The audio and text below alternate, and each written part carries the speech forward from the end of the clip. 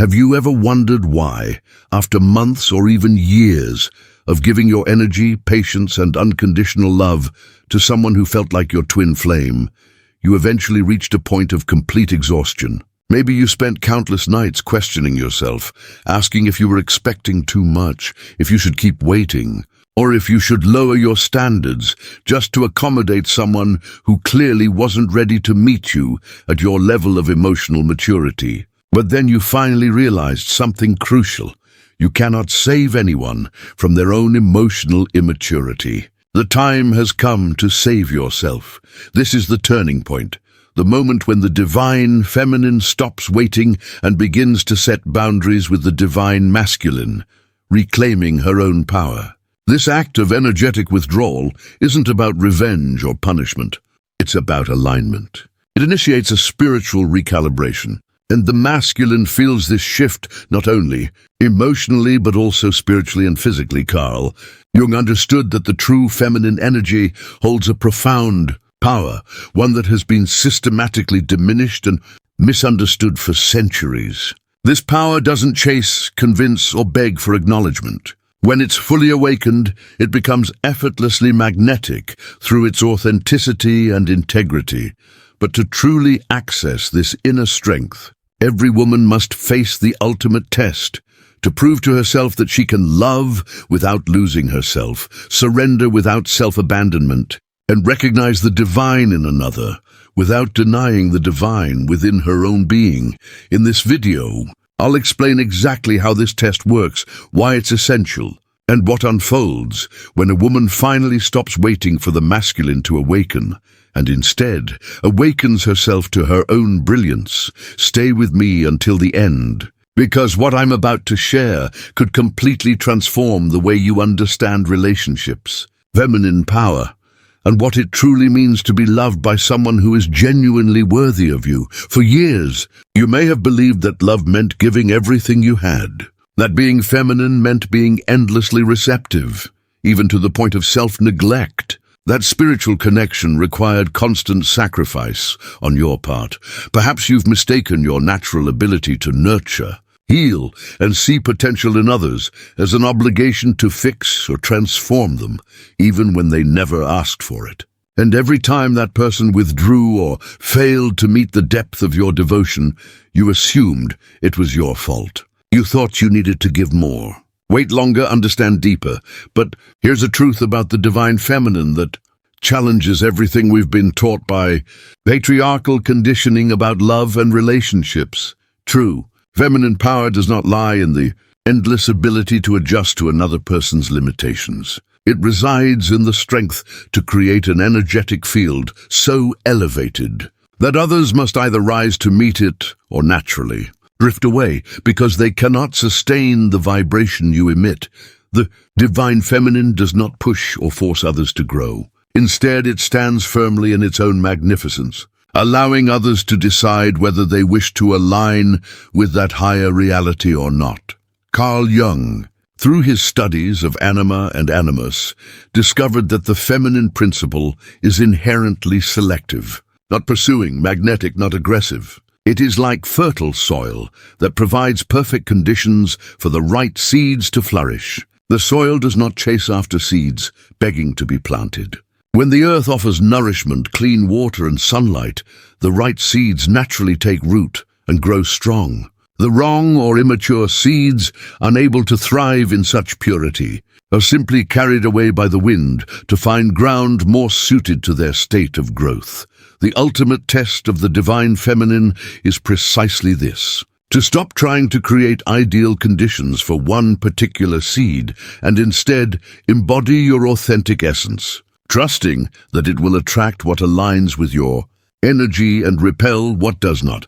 But this understanding only arises when you have reached the end of your capacity to adapt, when you finally accept that you cannot love someone more than they love themselves. Most importantly, it comes when you recognize that in constantly adjusting, you've been betraying yourself to accommodate someone unwilling to grow alongside. Perhaps you've spent months making compromises that violated your integrity, accepting crumbs of affection and calling them love. You may have justified hurtful behavior in the name of understanding, mistaking tolerance for spiritual wisdom. Perhaps you've silenced your true needs to avoid being labeled as demanding, or minimized your pain to keep the peace. These realizations mark the beginning of true feminine awakening. The moment you stop shrinking yourself to fit another's comfort and begin honoring the sacred energy that was never meant to beg, but to be, settling for vague promises of a better future that never actually arrives in the present, becomes a quiet form of self-betrayal. The final test begins when you recognize that this dynamic no longer nourishes either of you, that your excessive patience has only enabled the other person to stay comfortable. In their emotional immaturity, your endless understanding becomes a shield, protecting them from facing their own limitations and evolving beyond them. Carl Jung understood that sometimes the most loving act isn't continued tolerance, but the courage to stop enabling someone's stagnation through our acceptance of their inconsistency. When a woman awakens to this truth, when she realizes she's been complicit in her own diminishment, a profound energetic shift occurs. She doesn't turn cold or bitter. She becomes discerning. She doesn't reject love, but now requires that love be accompanied by consistent behavior, emotional accountability, and genuine reciprocity. And that's when the true final test begins. The person who once thrived on her endless giving suddenly faces the reality that this energy is no longer unconditional. The first sign that this test is underway is when she stops over-explaining her needs. For months, she may have tried to express in every way possible what she required from the connection, to feel seen, valued, and respected. But now, instead of pleading for understanding, she chooses peace over persuasion. You may have once used gentle, patient, and understanding language, always giving the benefit of the doubt, always offering one more chance, believing that if you just found the right words, the other person would finally understand and change their behavior. But when the divine feminine awakens to her authentic power, when she truly realizes that words without aligned actions are meaningless, she stops explaining. Not out of bitterness or surrender, but because she finally understands that emotionally mature people don't need detailed instructions on how to treat someone they love with care and respect. They want to do so naturally.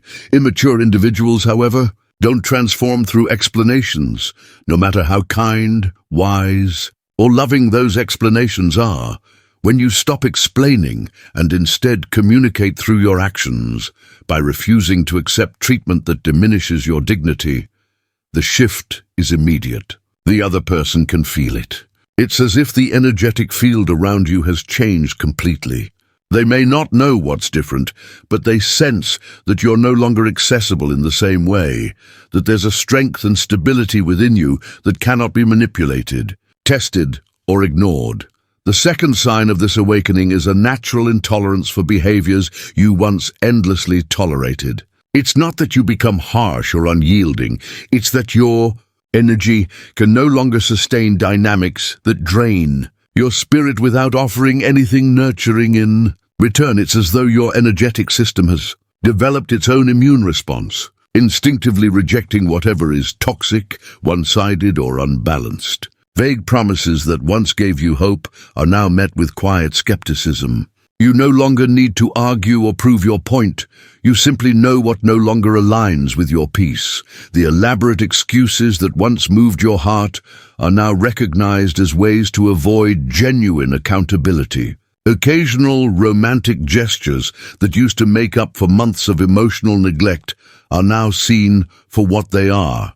Subtle attempts to keep you emotionally invested in a relationship that isn't truly growing. You no longer feel the need to fight these behaviors or react emotionally to change them. Instead, you withdraw your energy with calm awareness, creating space and focusing on people and activities that uplift and nourish your spirit rather than drain it. This energetic withdrawal isn't passive or resentful. It's intentional and powerful, It comes from the understanding that you deserve relationships that respect your value, not ones that take advantage of your kindness. The third and perhaps most transformative sign is that you stop trying to save the connection.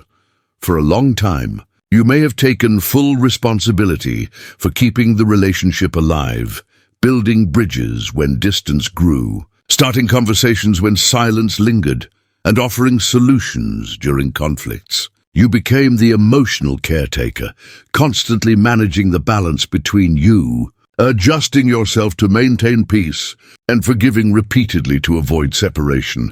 But when the final realization arrives, when you finally understand that healthy relationships require effort from both sides, you stop taking responsibility for the other person's emotional fulfillment. You no longer try to predict their needs or sacrifice your own balance to stabilize theirs. You stop offering help or answers to problems they haven't asked you to solve. This withdrawal of emotional over-responsibility compels the other person to face their own capacity, or lack thereof, to maintain a meaningful connection without being emotionally carried. They must decide whether they will contribute their own energy to nurture what you share or let it fade through neglect. And for the first time in a long while, you are no longer interfering with that choice by rescuing them emotionally. Carl Jung understood that this act, stepping back from emotional rescuing, is one of the most loving expressions of the divine feminine toward the immature masculine. It challenges him to develop inner strength and emotional maturity he never had to cultivate. While someone else was carrying the emotional weight, for him, it's like taking the training wheels off a child's bicycle, an act of love that allows growth, balance, and true independence to emerge. At first, it may seem harsh, but it's often the only way to discover whether someone truly wants to learn to stand on their own. When these three signs appear together, when you stop explaining, stop tolerating, and stop rescuing, something powerful happens in the energetic space between you. The person who was used to receiving your constant energy suddenly feels the emptiness left by your withdrawal. And it's within that silence, that absence, that they must decide who they truly want to be in your life, whether they wish to rise to meet the depth and authenticity of your love, or remain in the comfort of emotional immaturity. But it's important to understand this. What you're doing is not a tactic or manipulation meant to make them change. It's a genuine act of self-realignment, an adjustment of your own worth and personal standards. When you pull back your energy and set clear boundaries through your actions, you're not doing it to trigger a reaction from someone else. You're doing it to honor yourself, to choose dignity over a pattern that drains or diminishes you. This distinction marks the true difference between manipulation and empowerment. Manipulation means changing your behavior to control another's reaction. Empowerment means changing your behavior because you finally recognize your own value and choose to be treated in alignment with that worth, no matter how others respond. Carl Jung observed that when the divine feminine fully embodies self-worth, when she truly chooses herself as a priority, two outcomes can occur. The first is that the other person recognizes what they've been losing through their neglect and finally steps up, meeting you at the level of maturity and respect where your connection was always meant to thrive. They realize that your elevated presence is irreplaceable and develop the emotional responsibility required to honor it. The second outcome is that the person reveals their true character through their inability to rise and meet your new standard. They may completely withdraw, seek easier forms of validation, or even try to convince you that you've become too demanding, too distant, or no longer the person you once were. And if that happens, you've uncovered something valuable. This person was never your true twin flame. They were a disguised soul sent to help you awaken to your own power. The final test isn't about punishing the divine masculine. It's about revealing whether he truly embodies divine energy or merely represents the wounded masculine masked by spirituality.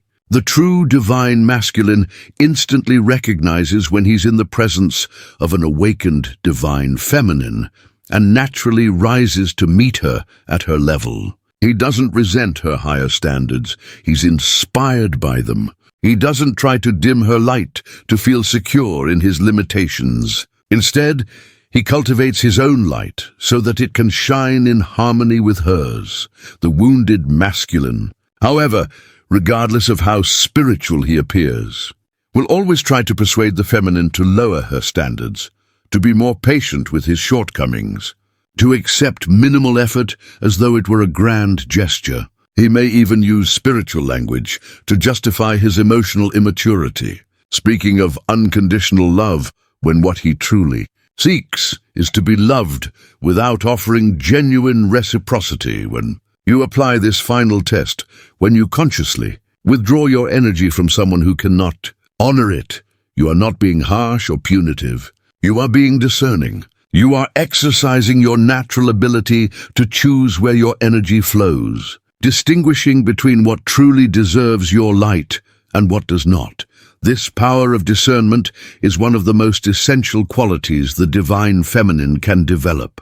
Jung observed that women who fail to cultivate this energetic discernment often fall into relationships where they give far more than they receive. Their generosity is drained by those unwilling or unable to reciprocate equally. They can spend years, even decades, offering their sacred energy to people who treat them as options rather than priorities, as conveniences rather than cherished partners. But everything changes when a woman awakens to her own power of choice, when she realizes that her energy is sacred and should only be shared with those capable of valuing it fully. At that point, she no longer attracts individuals who seek to feed off her light. She begins attracting those who have already cultivated their own inner radiance. These are people who wish to share abundance, not drain it. The final test, therefore, not only exposes the true nature of the person you once believed to be your twin flame, but also reveals your own growth, your ability to be selective, discerning and protective of your precious divine energy. It shows you that you never have to shrink yourself to make others comfortable with their own limitations. It reminds you that your worth doesn't require explanation, especially to those who lack the awareness to recognize. It teaches that you are not responsible for rescuing anyone from their emotional immaturity, because growth is a personal duty, something no one can do on another's behalf. When you pass the final test, when you prove to yourself that you can choose your own dignity over the convenience of keeping a connection that diminishes you, something remarkable happens within your energy. You become naturally magnetic to experiences and people who align with the same level of integrity you've cultivated, not because you're consciously trying to attract them, but because you're finally radiating your authentic frequency, free from the distortions that come from accommodating others' limitations. And if the person who faced your final test truly is your divine counterpart, someone capable of growth, your energetic withdrawal can become their awakening. It forces them to confront their fears of intimacy, their resistance to growth, and their habit of taking unconditional love for granted instead of treasuring it through consistent, respectful action. Carl Jung understood that sometimes we must lose something temporarily in order to truly appreciate its value. If this person is genuinely your twin flame, they won't resent your new boundaries. Instead, they'll recognize that your higher standards come from healthy self-respect, and they'll rise to meet that same level of integrity to be worthy of the connection you can build together. But if they resist, if they try to make you feel guilty for having standards or accuse you of changing for the worse simply because you value yourself more, then you have your answer. They were never capable of loving the empowered, authentic version of you. They only loved the smaller version that accepted less than she deserved. And anyone who can only love you when you suppress your full potential should never have intimate access to your life. The final test of the divine feminine isn't cruel. It's essential. It's a rite of passage every woman must go through. To learn how to love without losing herself. To surrender without self-abandonment. To give generously without being exploited. It marks the difference between loving from lack and loving from abundance, between needing someone to feel complete and choosing someone to share your completeness with. When you pass this test, when you prove that your self-respect outweighs your attachment to any relationship, you develop a rare and powerful quality. The ability to love unconditionally without becoming an emotional doormat. The ability to give deeply without being naive. And the ability to recognize the divine in another without ever denying the divine within yourself. And this quality doesn't just transform your romantic relationships, it reshapes all your connections. You become able to set healthy boundaries without guilt, to offer your time and energy only where it's genuinely valued, and to build relationships based on mutual respect rather than one-sided sacrifice. You begin to embody the true essence of the divine feminine, powerful yet compassionate, strong yet receptive, discerning yet generous. If you've seen your own journey reflected in these words, if you feel like I've described exactly where you are in life, then you're ready for something that can truly accelerate your transformation and help you fully embrace this new level of awakened feminine power. I've created a set of exclusive materials inspired by the deepest insights into the development of the feminine psyche. The first is 21 Days of Transformation with Carl Jung. See practical guide designed to help you establish clear and healthy energetic boundaries, develop spiritual discernment in relationships, transform patterns of self-sacrifice into patterns of conscious self-worth over 21 days. You'll work through focused exercises to reclaim your authentic feminine power, learning how to honor both your natural generosity and your rightful need for reciprocity. The second resource is the Survival Manual for Difficult Times, because even when you know you're making the right choices, some days still test you emotionally. And finally, the ebook, How to Manifest Your Twin Flame, a comprehensive guide based on revolutionary discoveries about individuation and soul recognition. In it, I reveal the hidden principles Jung uncovered for consciously attracting your true twin flame by cultivating your own inner wholeness first. You can find the links to all these resources in the first pinned comment below this video. Now, I want to know who truly felt the depth of this message. Write in the comments. I choose my own worth. If you sense that it's time to take the final step in your own journey, if you're ready to discover whether the person you love can truly meet you at the level of maturity, real connection requires, remember this, only about 15% of women at this stage have the courage to apply this final test. Most continue to accept less than they deserve, settling for minimal effort, explaining needs that should be understood, or holding together relationships that should stand on their own through mutual care and investment. But you've made it this far because your soul already knows you're meant for more. You're ready to be loved in the way you've always known you deserve, to be seen and cherished by someone who recognizes your true worth and honors it with sincerity. The final test isn't about judgment or punishment. It's about discovering who is truly worthy of joining you in the elevated chapter of your life. It's about creating space for genuine love by no longer filling it with convenient or incomplete connections. It's about trusting that when you fully stand in your worth, radiating confidence and authenticity without apology, the universe naturally aligns to bring people who can meet you at that higher vibration. Thank you for having the courage to realize you deserve more than crumbs disguised as love. See you in the next video.